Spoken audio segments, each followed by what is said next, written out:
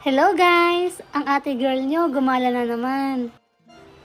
At dahil wala tayong budget na puntang Korea, andito ako ngayon sa K-Park na matatagpuan sa Glorieta 1, Makati City.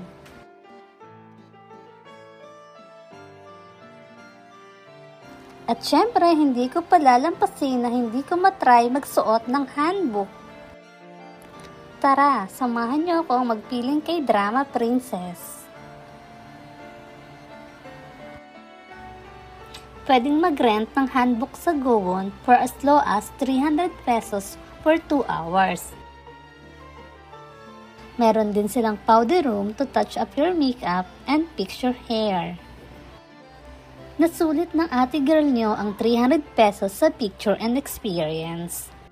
Saan kaya ang aking next gala? Abangan nyo!